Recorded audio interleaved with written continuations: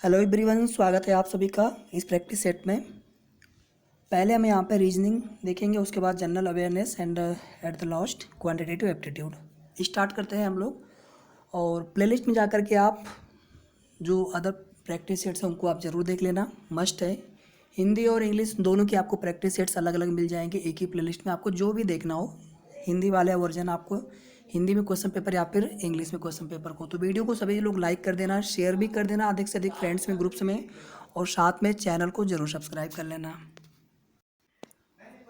Okay, start करते हैं। First question देखो आप, और सभी से रिक्वेस्ट है कि आप लोग बिल्कुल इसे लाइव सेशन की तरह लेना, और जितने भी क्वेश्चंस यहाँ पे करा रहा हूँ मैं, सभी के आप लोग सॉल्यूशन आंसर कमेंट करके ज़रूर बताना। और एट द एंड फाइनल में कितने क्वेश्चंस आपने करेक्ट किए ये भी आप लोग कमेंट करके ज़रूर बताना। In a row of boys, Srinath is seventh from the left. ये श्रीनाथ हो गया, सेवन्थ पोजीशन पे है लेफ्ट से।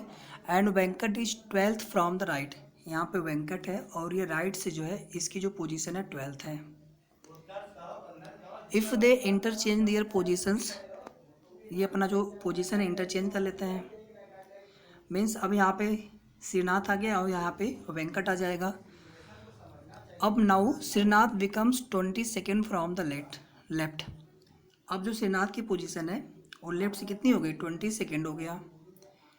How many boys are there in the रो।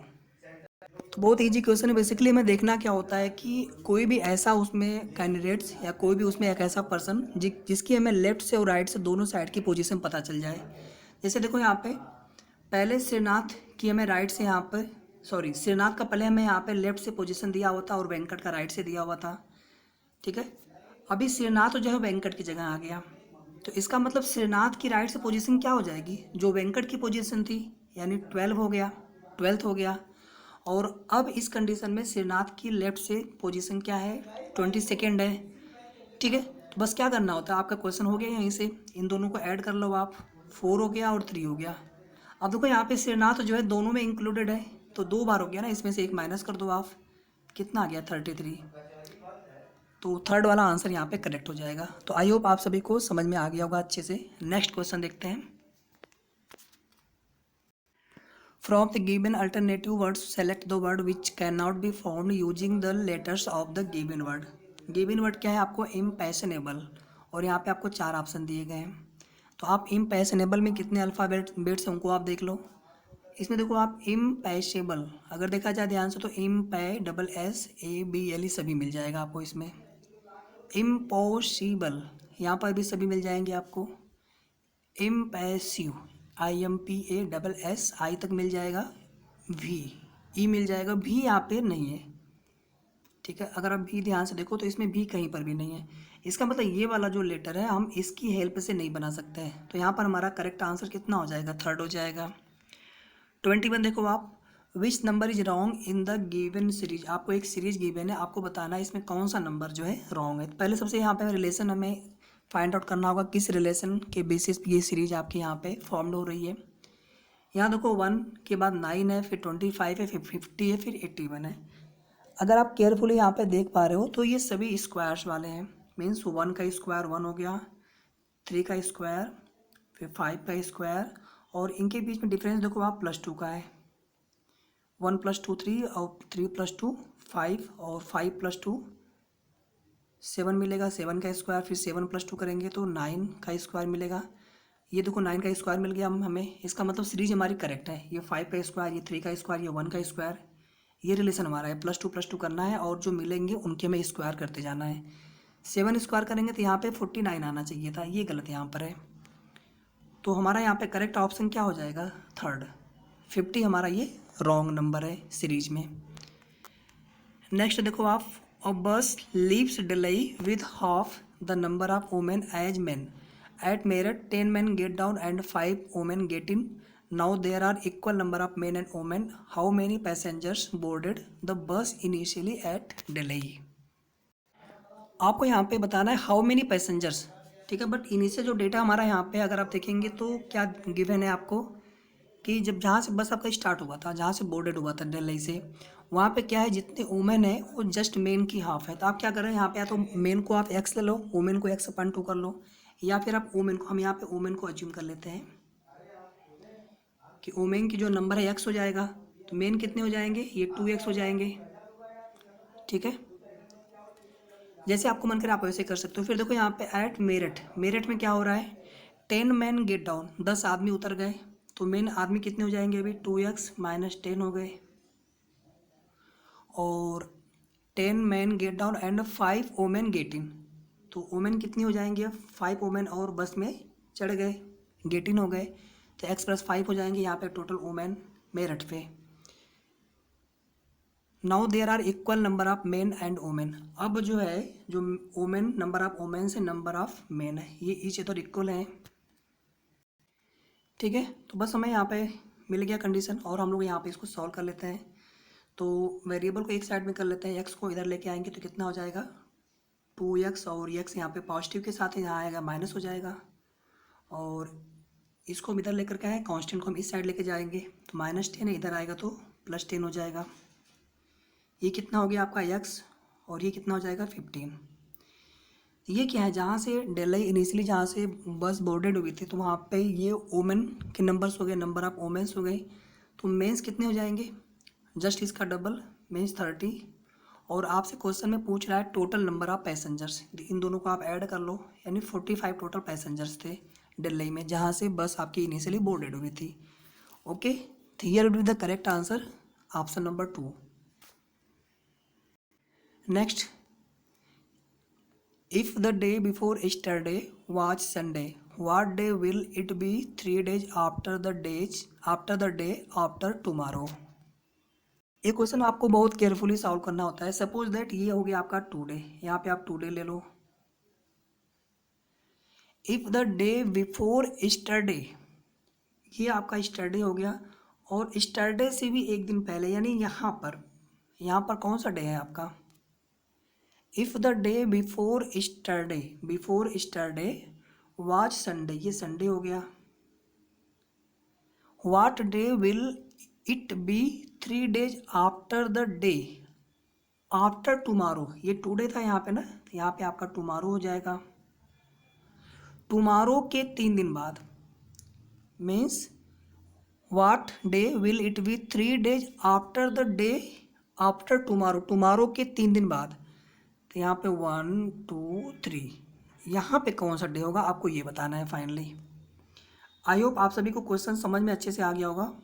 ठीक है, देखो ध्यान से, आप यहाँ पे संडे है, तो यहाँ हो जाएगा Monday, Tuesday, Wednesday, Thursday, Friday, and this will be the Saturday, और यही हमारा रिक्वायर्ड आंसर हो जाएगा, सैटरडे।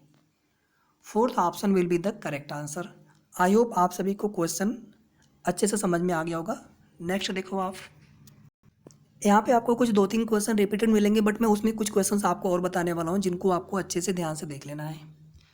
फंडामेंटल राइट्स आर्टिकल 12 से लेकर के आर्टिकल 35 तक, how many number of fundamental rights 6 and fundamental duties 11।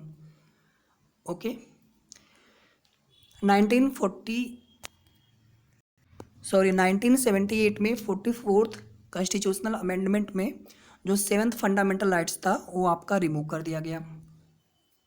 यहाँ पे देखो आर्टिकल 368 दिया हुआ है क्वेश्चन में, तो आर्टिकल 368 बेसिकली क्या होता है, power of parliament for constitutional amendments. इसमें जो है प्रोविजनल है किस बेसिस पे और किस उसमें मेजॉरिटी पे, कहाँ पे स्टेट की भी हमें यहाँ पे एग्री होना चाहिए, और किस बेसिस पे जितने भी आपके जो जनरल जितने भी आपके अमेंडमेंट्स होते हैं, जहाँ पर होता है कि जो बेसिक मेजॉरिटी होती है उसके बेसिस पे भी आप पे वहाँ पे अमेंडमेंट्स हो जाते हैं।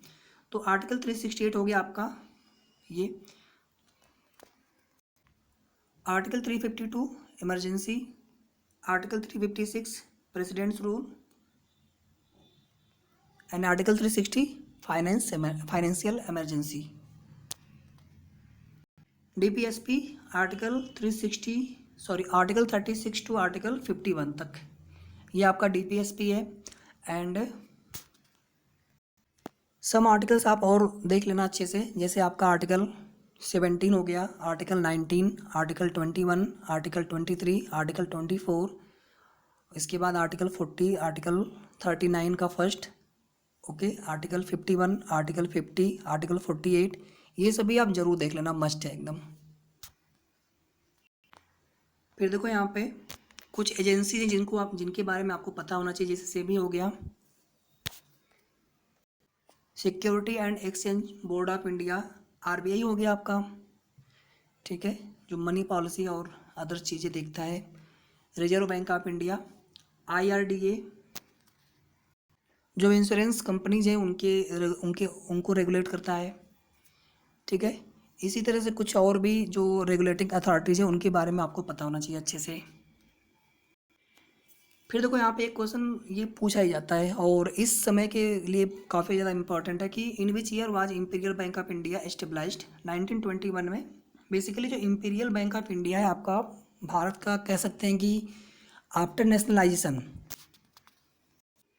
Largest public sector bank of the India and today is known as State Bank of India. In 1955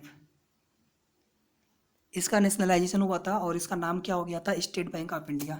इसी तरह से आरबीआई 1935 में स्टेबलाइज्ड हुआ था और 1949 में नेशनलाइज्ड होकर के इसका नाम हो गया था रिजर्व बैंक ऑफ इंडिया। फिर देखो पार्लियामेंट हो या फिर असेंबली हो, उनके कुछ पावर होते हैं, उनके बारे में आपको पता होना चाहिए। जैसे लेजिस्लेचर का वर्क यहाँ पे पूछा है, which of the following is not the work of the legislature. तो देखो जो लेजिस्लेचर होता है, मेकिंग लॉज, सही है। पासिंग ऑफ बजट, बिल्कुल ट्रू है, वहीं से बजट पास होता है। कंट्रोल ऑन द एग्जीक्यूटिव, जो कैबिनेट मिनिस्टर्स होते हैं वगैरह, तो उनको ये रेगुलेट, उनको कंट्रोल करता है एक तरह से। एंड आप सभी को पता होगा कि जो भी मिनिस्ट्री या जो भी कैबिनेट मिनिस्ट्री होती है, they are responsible towards the legislature. But जो बजटिंग वाला काम होता है ये फाइनेंस मिनिस्टर या फाइनेंशियल जो टीम होती है, फाइनेंस मिनिस्टर, फाइनेंस डिपार्टमेंट, उनके अंडर में आता है। वहाँ से ये बजट वहाँ पे तैयार होता है, उनको बजट को पेश किया जाता है, जो भी चीज़ें होती हैं उनकी। कुछ बेसिक्स इकोनॉमी में कुछ थियरी हैं, उनको आपको बिल्कुल पता होना चाहिए। जैसे मार्शल, ठीक है, एक पूछा जाता है ना मार्शल के बारे में, एडम स्मिथ हो गए, ये सभी नाम आपको पता होना चाहिए किससे रिलेटेड है। इसके बाद Pioneer of social contract theory, एक कॉन्ट्रैक्ट थियरी है, ये तीनों ही उससे रिलेटेड है।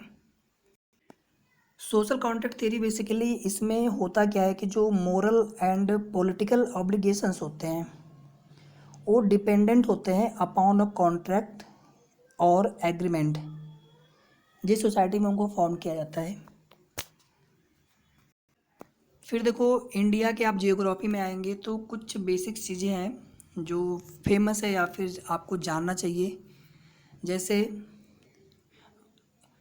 Only active volcano of India barren island located, ये आपको पता होना चाहिए कहाँ पे लोकेटेड है। अंडमान निकोबार आपका एक यूनियन टेरिटरी है और उसमें भी अंडमान आइलैंड्स पे आपका ये लाई करता है। इसी तरह से सबसे बड़ी सॉल्ट लेक, ठीक है, और जो आपके रिजर्वेयर हैं या फिर जो नेशनल पार्क हैं या फिर टाइगर रिजर्व है या फिर एलिफेंट रिजर्व है, ये सारी चीज़ें आपको पता होना चाहिए।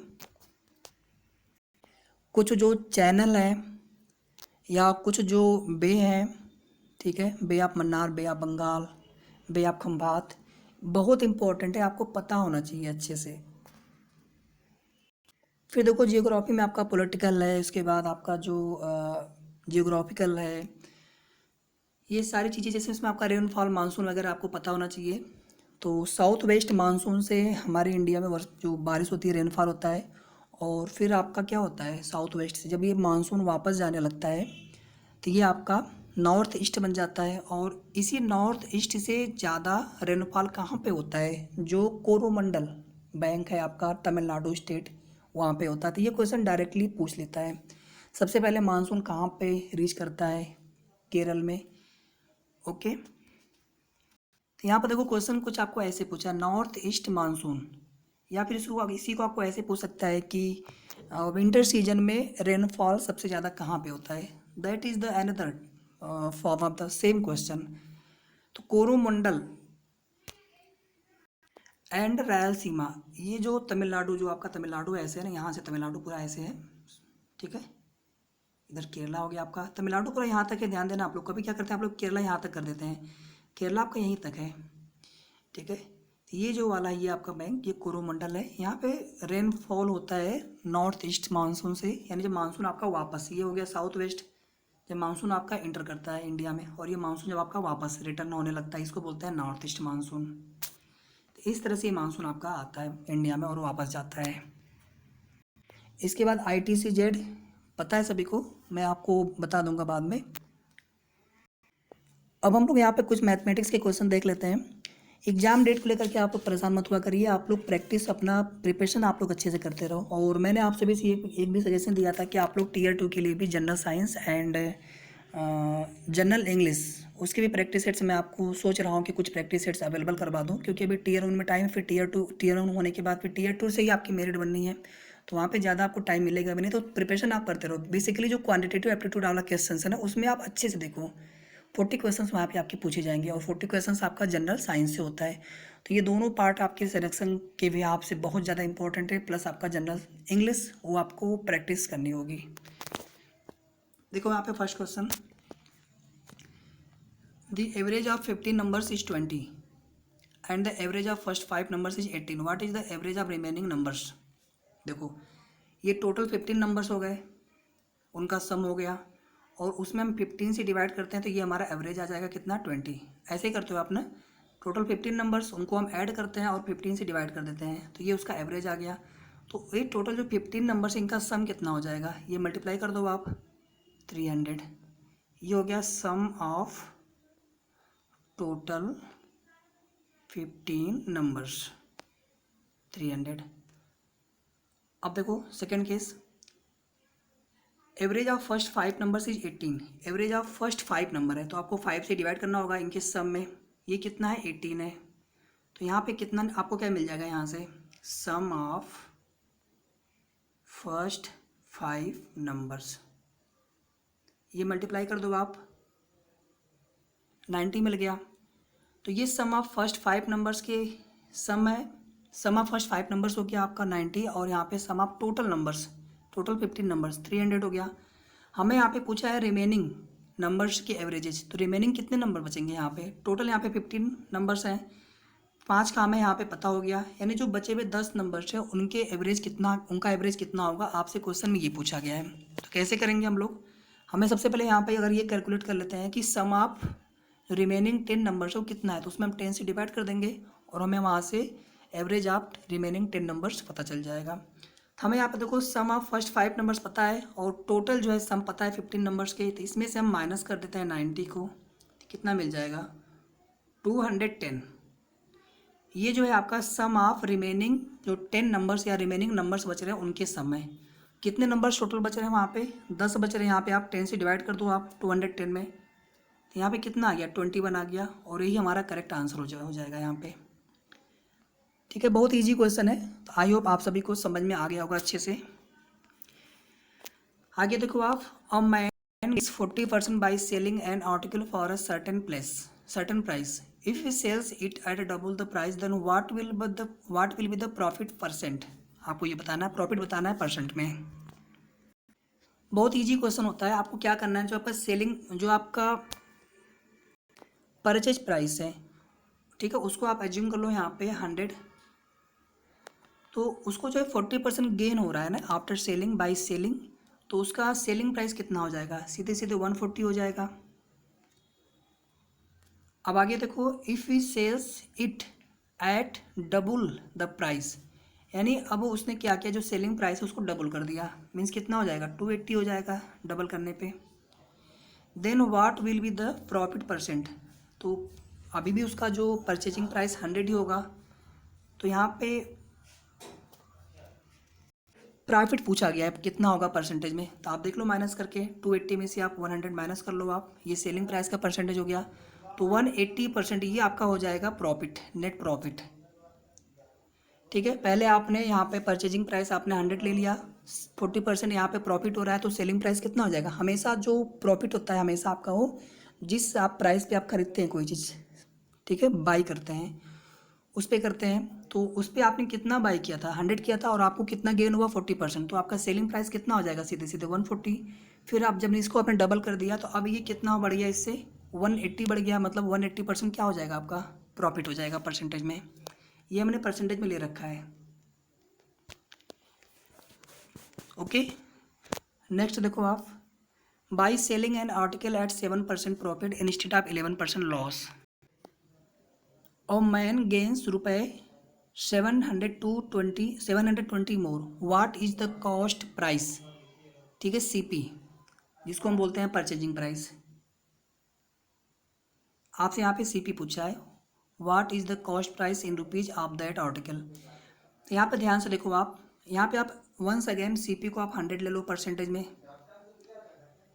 देखो परसेंटेज लेने से फ़ायदा क्या होता है ना, जैसे यहाँ पे परसेंटेज दिया हुआ था हम डायरेक्टली वहाँ पे प्लस माइनस कर सकते हैं, प्रॉफिट है तो ऐड कर देंगे और लॉस है तो माइनस कर देंगे, इसलिए इसको हम 100% में लेते हैं हमेशा। बाकी आपकी मर्जी, आप एक्स लेकर के कर सकते हो, कोई दिक्कत नहीं। फिर आपको परसेंटेज निकालना पड़ेगा, प्रॉफिट ऐड करना होगा परसेंटेज में, आप वैसे भी कर सकते हो। ठीक है, तो यहाँ पे देखो आप, by selling an article at 7% profit, 7% profit मतलब 107% इन इंस्टीड ऑफ 11% लॉस, यानी अगर इसमें हम 11% लॉस कर देंगे तो कितना हो जाएगा? 89 हो जाएगा परसेंट। ठीक है, और ये किसके बराबर हो रहा है?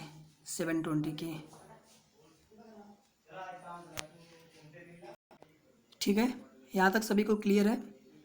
ये आपने इस प्राइस पे उसको सेल किया, अगर इसको हम इस प्राइस पे सेल करते तो कुछ आप कम कॉस्ट मिलती, क्योंकि यहाँ पे लॉस हो रहा है, वैसे भी आपको 100 से कम मिल रहा है, मतलब 89% मिल रहा है।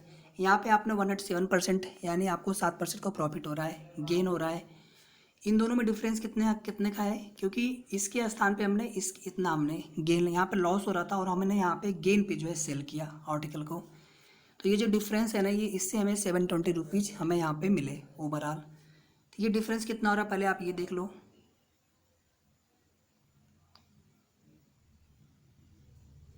ये आपका 18 हो गया, 18%, ये हो गया आपका 720 रुपीज़ की। इसको आप यहाँ पे रुपीज़ ऐसे कर लो। अब आपको यहाँ पे यक्स वगैरह कुछ भी लेने की ज़रूरत नहीं है। ठीक है, तो 18% कितना हो गया आपका? 720 रुपीज़ के। और आपसे पूछा क्या है? कॉस्ट प्राइस, सीपी पूछा है। तो कॉस्ट प्राइस किसके बराबर है? 100% के बराबर है। तो यहाँ पे देखो आप 18% जो है ये किसके बराबर है? 720 के बराबर है। कलर चेंज कर लेता हूँ। 18% जो है आपका 720 रुपीज़ के बराबर है। सीपी आपका है 100% के बराबर। तो 100% कितने रुपीज़ के बराबर होगा? 100% ये कितने रुपीज़ के बराबर होगा? तो पहले आप क्या करेंगे? 720 में आप 18 से डिवाइड करोगे, 18% से परसेंटेज से, और इसमें आप 100% से आप मल्टीप्लाई करोगे। सॉल्व कर लेते हैं इसको। 18 4 जा हो जाएगा 40, और ये मल्टीप्लाई कर लेंगे 40 का 100 में। तो ये जो प्राइस होगा आपका रुपीज़ में आएगा कितना? 4000। Second will be the correct answer. ठीक है, बाकी आपको आपका मन करे आप यहाँ पे इसको ऐसे यक्स लेकर के सॉल्व कर लो इस तरह से, तो यहाँ पे यक्स आ जाएगा। ठीक है, जैसे आपको समझ में आए आप वैसे कर सकते हो, कोई दिक्कत नहीं है। तो यहाँ से क्या होगा, फिर आपको 1% यानी यक्स मिल जाएगा, फिर उसको हम क्या करेंगे? 100 से मल्टीप्लाई कर देंगे, तो भी आपका आंसर उतना ही आएगा, 4000। ठीक है, तो आई होप आप सभी को क्वेश्चन अच्छे से समझ में आ गया होगा। ठीक है, तो फिलहाल इस वीडियो में इतना ही, मिलते हैं नेक्स्ट प्रैक्टिस सेट्स में।